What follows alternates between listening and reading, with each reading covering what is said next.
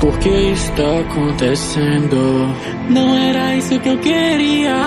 Tantos copos de sangue escorrendo. Foi uma chacina na vila.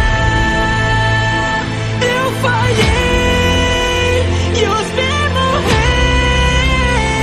Minha culpa, isso não deveria acontecer. Ao entrar na mansão, me deparo com seus corpos. Tudo que fiz foi em vão. E todos aqueles que ames no mundo. Mesmo que eu volte e cure as feridas, a perda na minha mente, ela não cicatriza. Vem me desculpar, mas eu não consigo. Eu me esforço e sempre erro. Me odeio tanto por isso.